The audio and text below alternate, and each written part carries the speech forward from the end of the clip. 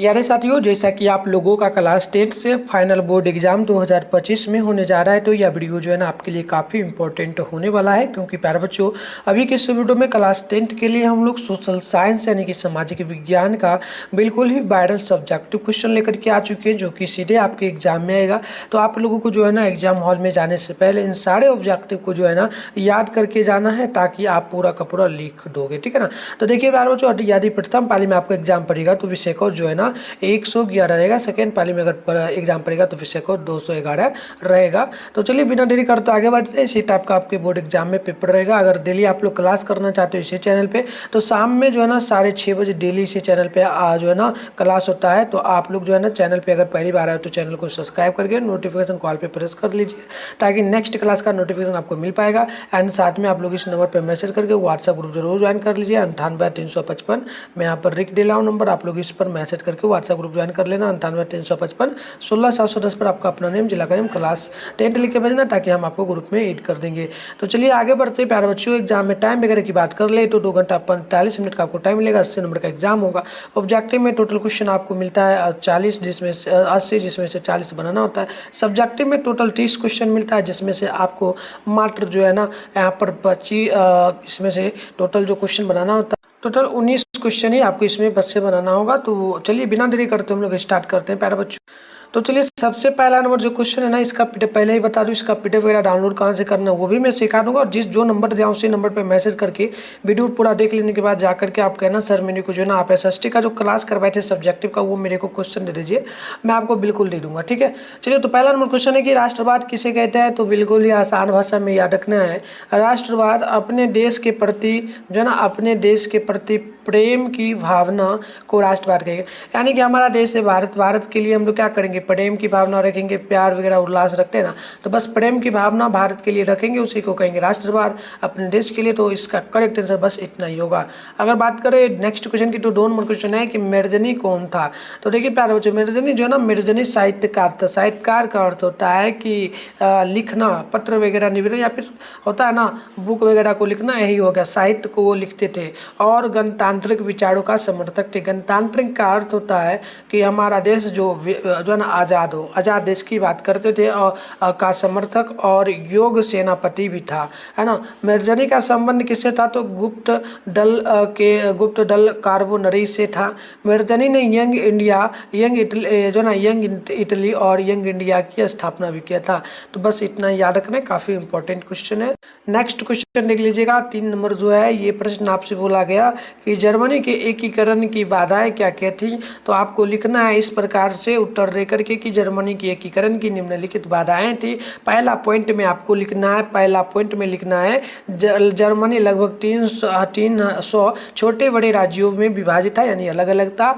दूसरा पॉइंट लिखना है, यहाँ राज्यों में राजनीतिक, सामाजिक तथा धार्मिक विषमताएं थी, यानी गलत फहमियाँ थी। और 3 नंबर क्वेश्चन में 3 नंबर पॉइंट में लिखना है कि राष्ट्रवाद की भावना का भी अभाव था, यानी राष्ट्र के प्रति जो है प्रेम वगैरह का भावना नहीं रखते थे, वो लोग दुश्मनी वगैरह करते थे। तो इस प्रकार से इसका उत्तर होगा। आगे बढ़ेंगे तो क्वेश्चन नंबर यहाँ पर देख लीजिएगा आप लोग, जो क्वेश्चन है ना यहाँ पर क्वेश्चन बोला जा रहा है 4 नंबर की, मेटरनिक युग क्या है। तो देखिए मेटरनिक युग जो है, मेटरनिक युग ने 1815 से जो है ना 1848 तक ऑस्ट्रेलिया में शासन किया था, है ना। मेटरनिक युग क्या है, तो यही युग है जो 1815 से लेकर के 1848 तक किस पे राज किया था, तो ऑस्ट्रेलिया पे शासन किया था। इसी काल को हम लोग कहते हैं मेटरनिक नाम से भी जानते हैं, इसी काल को मेटरनिक युग के नाम से भी जाना जाता है। बस इतना याद रखना, बहुत आसान है। आगे बढ़ेंगे। क्वेश्चन नंबर 5 है कि बताइएगा 1848 की फ्रांसीसी क्रांति के क्या कारण थे। तो लिखना है उत्तर देकर के 1848 की फ्रांसीसी के निम्न कारण थे। पहला पॉइंट में लिखना है कि लुई फिलिप की कमजोर और उदारवादी नीति का होना। साथ में लुई जो व्यक्ति का नाम है, लुई फिलिप की असफल विदेशी नीति का होना। साथ में तीसरा लिखना है राज्य में भूखमरी एवं बेरोजगारी का बढ़ना। तो इस प्रकार से इसका उत्तर होगा। आगे बढ़ेंगे। क्वेश्चन नंबर 6 है। 6 नंबर का उत्तर देखेंगे आप लोग, तो उत्तर जो होगा 1 सेकेंड में प्यारे बच्चों बता दूं, इसका जो करेक्ट आंसर होगा आप लोगों को नोट करना है ना। चलिए होगा कि इटली जर्मनी के एकीकरण में ऑस्ट्रेलिया की क्या भूमिका थी। मतलब इटली और जर्मनी का जब एकीकरण हो रहा था तो इसमें ऑस्ट्रेलिया की महत्वपूर्ण भूमिका क्या थी। तो याद रखना है, इटली और जर्मनी के एकीकरण में ऑस्ट्रिया बाधक था, यानी ऑस्ट्रिया जो ना बाधक बना हुआ था। इटली 1830 की क्रांति के बाद इटली में जो नागरिक आंदोलन शुरू हुआ उसे ऑस्ट्रिया के चांसलर मेटरनिक ने दबा दिया था। चांसलर जो मेटरनिक था उसने दबा दिया था, जिससे इटली का एकीकरण रुक गया, है ना। तो ये होगा इटली के लिए। आप आगे बढ़ेंगे तो इसी में उत्तर होगा जर्मनी के लिए। तो देखिए जर्मनी लिख करके आपको लिखना है कि जर्मनी में राष्ट्रवादी भावनाओं को कुचलने के लिए ऑस्ट्रिया के चांसलर मेटरनिक ने जो है ना दमनकारी कानून लाया, जिससे जर्मनी के एकीकरण में बाधा हुई। तो इस प्रकार से उत्तर होगा। 7 नंबर क्वेश्चन की बात करें तो उत्तर होगा कि वियना कांग्रेस के 2 उपलब्धियों को बताएं।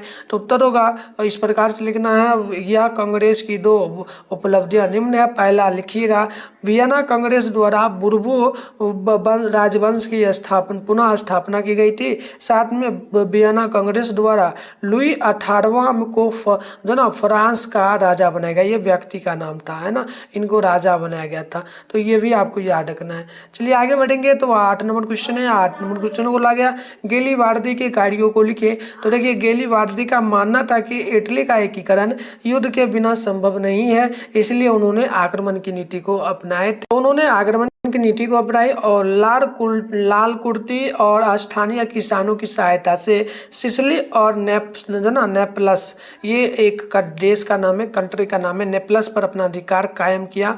उन्हें जो ना सल्डानिया में मिला दिया, सल्डानिया भी नाम था। उन्होंने क्या किया, सिसिली और नेपलस को सल्डानिया में मिला दिया। और साथ में गेलीवार्दी पोप पर भी आक्रमण करना चाहता था। पोप भी राज का नाम है ना, तो पोप पर भी आक्रमण करना चाहते थे, परंतु काउंट कावूर जो थे उन्होंने इसकी अनुमति नहीं दी। तो इस प्रकार से आपको याद रखना है। बात अगर हम लोग कर ले क्वेश्चन नंबर जो है यहाँ पर 9 नंबर की, तो 9 नंबर क्वेश्चन है कि जर्मनी के एकीकरण के लिए बिस्मार्क ने कौन सी नीति अपनाई थी।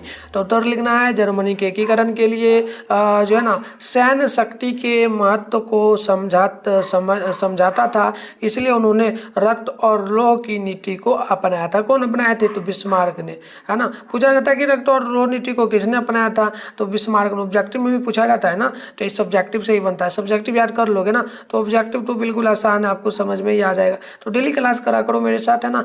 डेली अगर आप लोग आज पहली बार आए हो चैनल पे तो सब्सक्राइब कर लो, नोटिफिकेशन को ऑल पे प्रेस कर लो, वीडियो को ज़रा से ज़रा लाइक कर लो और कमेंट करो कि आपको किस तरह का क्लास करना है।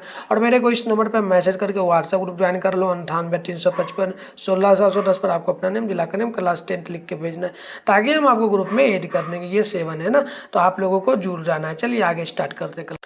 तो आइए बात करें नेक्स्ट क्वेश्चन की। तो नेक्स्ट क्वेश्चन आपका होता है कि खूनी रविवार से क्या समझते हैं, या फिर खूनी रविवार क्या है। काफ़ी इंपॉर्टेंट होता है, सीधे बोर्ड एग्जाम में ये क्वेश्चन आता है, तो आपको याद रखना है प्यारे बच्चों। उत्तर लिख करके लिखना है कि वर्ष 1904 से लेकर के 1905 के रूस जापान युद्ध, रूस और जापान का जो युद्ध चला था, उसमें रूस एक छोटे से देश जापान, जो कि छोटा देश जापान था, उससे हार गया था। कौन हारा था, तो रूस हार गया था, जिसके कारण रूस की जनता अपनी ही सेना के विरुद्ध क्या हुई, रोटी दो का नारा लगाते हुए सेंट पीटर्सबर्ग महल की ओर जा रहे थे। जहां पर सेंट पीटर्सबर्ग जो है एक महल था, उसमें उनके जो आर्मी वगैरह के कमांडेंट होते हैं या सरकार थी, सारा लोग वहां पे रहते थे ना। जैसे कि हमारा दिल्ली है, दिल्ली में केंद्र जो है नई दिल्ली, वहां पर प्रधानमंत्री, राज्यपाल और हो गए आपका जो ना राष्ट्रपति, सभी लोग रहते हैं ना, बड़े बड़े नेता। तो वैसे ही वहाँ पर रहते थे ये लोग सेंट पीटर्सबर्ग में। तो वही उसी महल की ओर जनता चली गई और जार की सेना ने क्या की, वो जो जनता थी उन पर वहाँ के सेना ने निहत्थे लोगों पर क्या किया, अंधाधुंध गोलियां बरसा दी, जिसमें बहुत सारे लोग मारे गए। अब सिंपल सी बात है, अगर मान लो आपके पास कुछ नहीं और कोई गोली चला दे, ईटा पत्थर चला दे, तो आप लोग तो मारे जाओगे ना। तो इसी प्रकार से वो मार लेंगे। तो देखिए चूंकि उस दिन जो था रविवार था, ठीक है ना, उस दिन रविवार था, इसलिए इस घटना को खूनी रविवार या फिर कह सकते हो खूनी रविवार या लाल रविवार के भी नाम से। अब खूनी रविवार क्यों, क्योंकि उस दिन बहुत सारे लोग मर गए, है ना, हजारों की संख्या में मरे थे और बहुत सारा खून बहा, तो लाल रविवार भी नाम पड़ गया, है ना। रेड संडे या फिर कह सकते हो खूनी है, यानी कि रेड ब्लड संडे, तो इस नाम से भी जाना जाता है।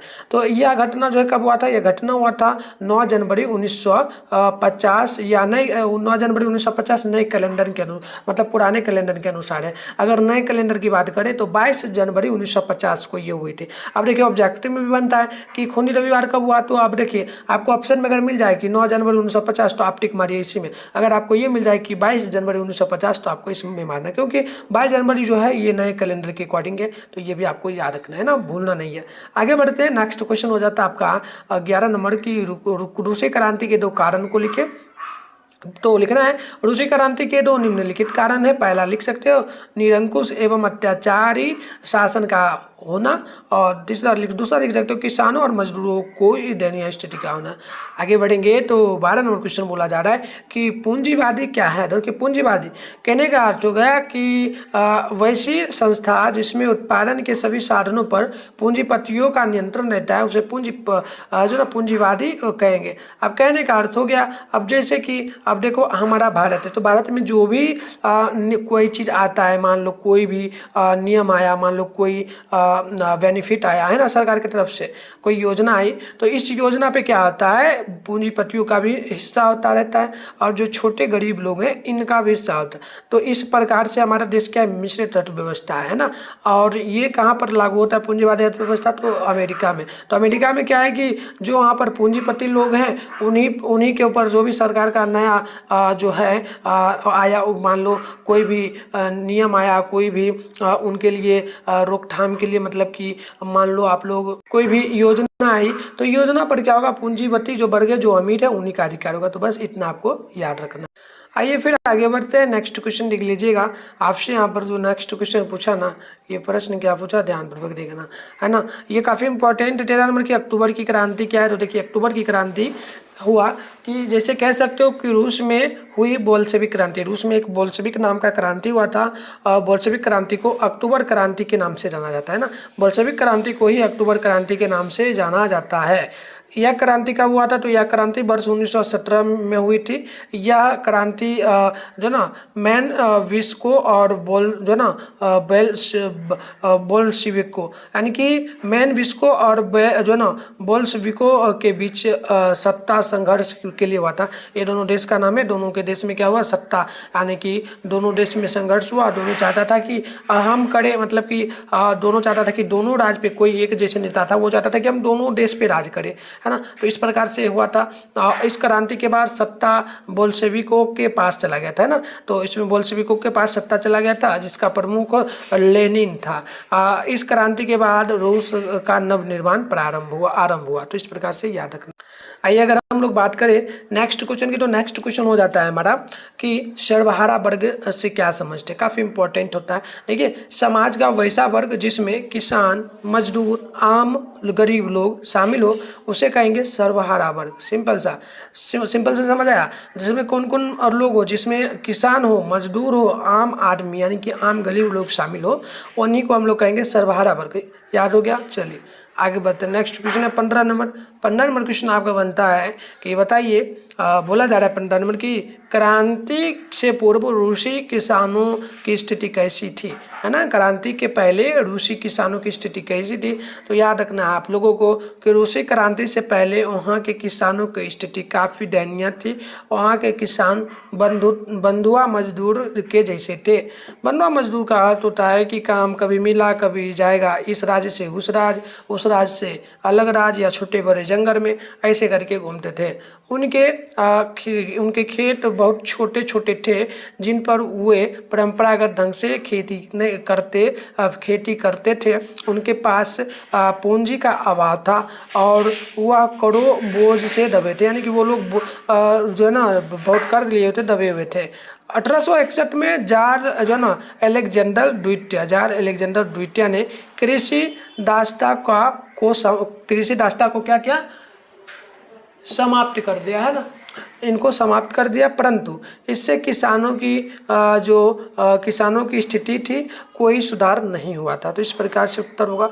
आगे बढ़ेंगे, नेक्स्ट क्वेश्चन हमारा हो जाता है 16 नंबर।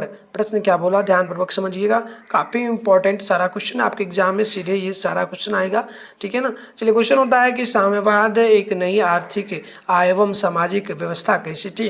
तो उत्तर होगा कि रूस की क्रांति के बाद नई सामाजिक आर्थिक व्यवस्था की स्थापना हुई। इस व्यवस्था में सामाजिक और विषमताएं को समाप्त कर दिया गया, वर्ग विहीन समाज का निर्माण कर पूंजीवादी और जो ना जमींदार वर्ग का जो ना उन्मूलन कर दिया गया। तो इस प्रकार से अगर आप लोग चाहते हो इसको लिख लेना तो पेन कलम निकाल के लिख भी लेना, आपका मर्जी जैसा भी हो, है ना। आगे बढ़ेंगे तो 17 नंबर है, युद्ध से आपका क्या अभिप्राय है। तो युद्ध यानी कि वैसा युद्ध जिसमें जो दो देशों के बीच तनाव का वातावरण रहता है, जबकि वास्तव में युद्ध नहीं होता है, उसे हम लोग कहेंगे शीत युद्ध। कहने का अर्थ हुआ कि आपके घर के पास में एक घर है और फिर आपका भी एक घर है ना, तो दोनों लोगों में क्या हो रहा है, दोनों घर में डेली बोलम बोली हो रहा है ना, कि ये लोग इसको बोलते हैं, ये लोग उसको बोल रहे हैं, इसको गाली गलौज दे रहे हैं, लेकिन बस इतना ही चल रहा है, लग रहा है कि हाँ मारपीट हो जाएगा, बट हो नहीं रहा है। तो ऐसी स्थिति को ही शीत युद्ध कहा जाता है। तो बिल्कुल वही यहाँ पर लिखा गया है ना। तो इसमें एक देश दूसरे देश को नीचा दिखाने की कोशिश कर में लगे रहते, बस इतना ही याद रखना है आप लोगों को। चलिए आगे। तो नेक्स्ट क्वेश्चन जो हमारा हो जाएगा, ये हो जाएगा 18 नंबर की, हुआ आंदोलन से क्या समझते हैं। तो देखिए, हुआ एक बौद्धिक धार्मिक एवं क्रांतिकारी आंदोलन था। यह वर्ष 1939 में शुरू किया गया, जिसके नेता थे जो है ना हुई ना फूसो थे। वे क्रांतिकारी घटनाओं को भी अंजाम देते थे, जिसमें आत्मदाह तक शामिल था। आत्मदाह क्या मतलब कि बॉडी को जिंदा जला दिया जाता था, शरीर को, है ना। तो ये था, याद रखिएगा। आगे बढ़ेंगे, नेक्स्ट क्वेश्चन होता है 19 नंबर कि हो ची मी मार्ग क्या है, काफ़ी इंपॉर्टेंट होता है। हो ची मी मार्ग हनोई से चल करके, हनोई एक कंट्री का नाम है, हनोई से चल करके लाओस कंबोडिया के सीमा क्षेत्र से गुजरता हुआ दक्षिण वियतनाम जाने वाला मार्ग है ना। ये मार्ग है, आपको याद रखना है, हो ची मी मार्ग है, जिससे सैकड़ों कच्ची पक्की सड़कें निकल करके जुड़ी हुई थी। अमेरिका इसे अनेकों बार क्षतिग्रस्त किया था, परंतु इसे पुनः ठीक कर दिया गया, है ना। इतना याद रखिएगा। आगे बढ़ेंगे तो 20 नंबर क्वेश्चन हमारा होता है। ये क्वेश्चन पूछा जाता है कि हो ची मी मार्ग के विषय में संक्षिप्त में लिखें। तो लिखना है कि हो ची मी वियतनाम का एक छात्र था, जो उसके बाद हो ची मी साम्यवाद से प्रभावित था। उसने 1925 में वियतनामी क्रांति दल का गठन किया। 1930 में वियतनामी कम्युनिस्ट पार्टी की भी स्थापना की। तो शॉर्ट में इतना ही लिखना है। आगे बढ़ेंगे तो क्वेश्चन नंबर हो जाता है 21 नंबर की, बोला जाता है नापाम और एजेंट जो ना एजेंट और ऑरेंज क्या है ना। तो बिल्कुल याद रखना है, नापाम एक तरह का ऑर्गेनिक कंपाउंड था, जिसका उपयोग त्वचा को जलाने के लिए होता था। जो ना एजेंट ऑरेंज यह एक तरह का जहर था, जिससे पैरों की पट्टियां जो ना तुरंत सुलझ यानी कि सूख जाती थी एवं पैर मर जाते थे। जंगलों को ख़त्म करने के लिए इसका उपयोग किया जाता था। तो ये आपको याद रखना है, काफ़ी इंपॉर्टेंट क्वेश्चन होता है। आगे 22 नंबर क्वेश्चन है कि जनेवा समझौता कब और किन के बीच हुआ। तो याद रखना है, जनेवा समझौता वर्ष 1954 में रूस और अमेरिका के बीच में हुआ था। यह समझौता वियतनाम के 2 भागों में बांट दिया गया, है ना। आगे बढ़ते हैं, नेक्स्ट क्वेश्चन होता है हमारा 23 नंबर कि एक तरफा अनुबंधन व्यवस्था क्या थी। तो याद रखना है, एक तरफा अनुबंधन व्यवस्था एक ऐसी व्यवस्था थी जिसमें मजदूरों को कोई अधिकार नहीं था, जबकि मालिकों को जो है ना असीमित अधिकार प्राप्त थे। इस व्यवस्था से लवर बागानों, फार्मों एवं कारखानों के खेतों में मजदूरों से काम लिया जाता था। मतलब कि जो पूंजीपति वर्ग थे वो शासन करते थे, और जो गरीब लोग थे वो लोग कुछ नहीं कर पाते थे ना। अब चलिए बाओदाई कौन था। बाओदाई कौन था? तो देखिए, बाओदाई एक फ्रांस और अमेरिका के सहायता से दक्षिणी वियतनाम के प्रांत अन्नाव का शासक बना। तो इस प्रकार से याद रखना। नेक्स्ट क्वेश्चन की बात करें तो 25 नंबर क्वेश्चन है, बोला कि खिलाफत आंदोलन क्यों हुआ। तो याद रखना है, तुर्की के सुल्तान खलीफा को इस्लाम धर्म का गुरु माना जाता था। ब्रिटेन सरकार द्वारा 1919 में खलीफा के पद को समाप्त कर दिया गया। इसी कारण भारतीय मुसलमानों ने खिलाफत आंदोलन किया था। आगे बढ़ेंगे तो 26 नंबर क्वेश्चन यहाँ पर बोला गया, प्रश्न बोला कि लॉरेट एक्ट से क्या समझते हैं। तो देखिए, भारत में बढ़ती हुई राष्ट्रवादी घटनाओं को दबाने के लिए 1919 में लॉरेट एक्ट लाया गया। इस एक्ट के अंतर्गत किसी भी व्यक्ति को बिना किसी साक्ष्य वारंट के गिरफ्तार किया जा सकता था। मतलब कि ना ही आपके खिलाफ किसी भी प्रकार का जो है ना FIR हुआ है, ना ही आपने कोई जुर्म किया, फिर भी आपको जो है ना डायरेक्ट गिरफ्तार कर लिया जाता था। इसे बिना वकील, बिना अपील और बिना दलील का कानून कहा जाता था, है ना। इस कानून को काला कानून के नाम से भी जाना जाता था, जो कि भारत में ही लागू था, ये याद रखिएगा। बट अब तो लोकतांत्रिक हो गया है, अब तो ऐसा कुछ नहीं चलता है। अब देखिए यहाँ पर आपका 26 हो गया। बात कर ले 27 नंबर क्वेश्चन की, तो उत्तर होगा, ये क्वेश्चन है काफ़ी इंपॉर्टेंट, जालियांवाला बाग हत्याकांड के बारे में लिखे।